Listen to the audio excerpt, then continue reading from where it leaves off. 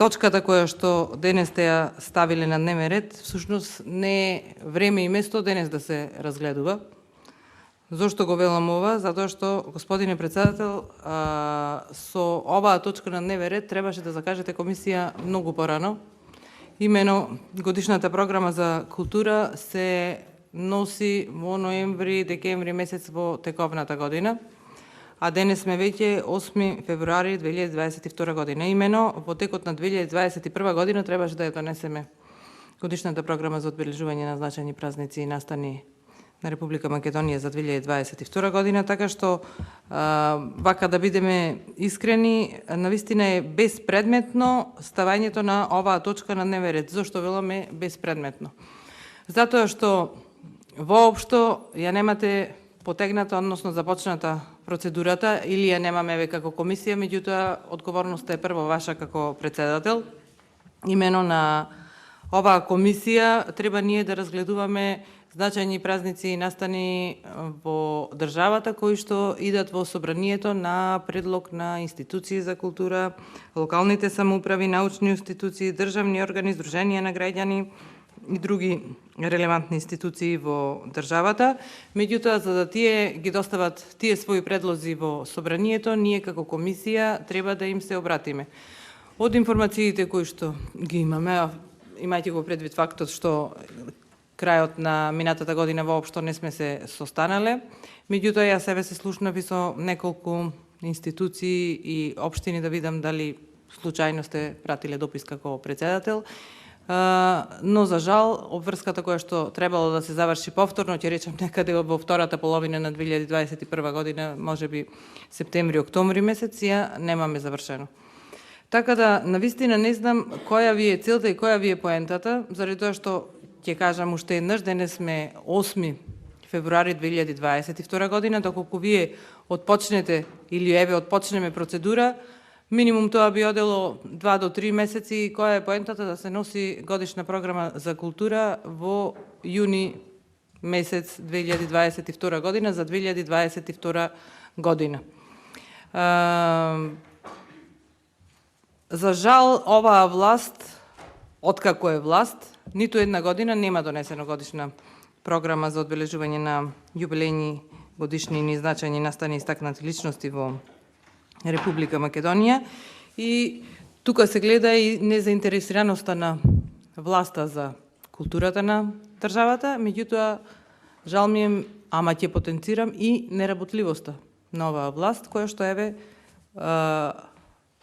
тргнува или потекнува од собранието кое што треба да биде иницијатор на сите случувања во државата. Голем број на значајни настани и одбележувања на личности веќе поминаа и кои што навистина имаат огромно значење за Република Македонија.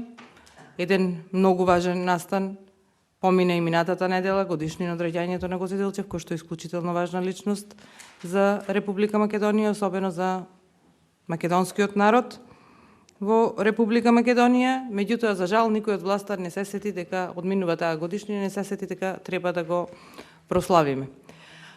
Меѓутоа, одговорно тврдам дека ќе поминат и голем број значајни настани кои што требало и треба да се одбележат до донесувањето на оваа програма. Затоа ќе речам повторно, безпредметно е носењето на ваква програма за 2022 година.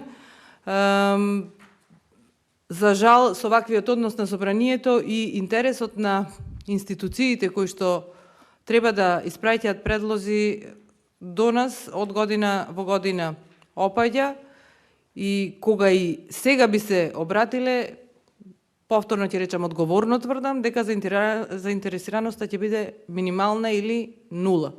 Затоа што дел од нив веќе си ги одбележуваат, а голем број пак од нив не чувствуваат никаква обврска да ги одбележуваат, затоа што не се влезени во оваа годишна програма.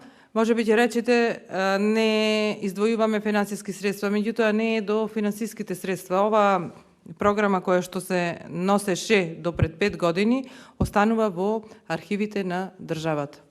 што е нешто може би најбитно за една држава. За жал, повторно ќе речам, сето тоа во овие 5 години се прескокнува. Господине председател, најверојатно треба да отпочнете процедура за собирање и да сработиме една добра програма за 2023 година. А повторно, повторувам, по не знам кој пат, безпредметно е носењето допрва на годишна програма за 2022 година. Јас не знам навистина дали ова се должи на ваш несериозен пристап, меѓутоа, вие сте овдека првиот во оваа комисија и ова однесување можеби е непочитување, не можеби, туку е крајно непочитување на државата, но и на луѓето кои што дале силен придонес за нејзиното создавање, градење, афирмирање низ вековите наназад. Апелирам да не правите напори, да не се отпочнува една ваква постапка, затоа што веќе постапката е целосно промашена, програмата ќе биде целосно промашена, туку дајте да се насочиме кон собирање на предлози за наредната година. Оваа година, за жал, ја испушти повторно Собранието на Република Македонија. Благодарам. Ви благодарам.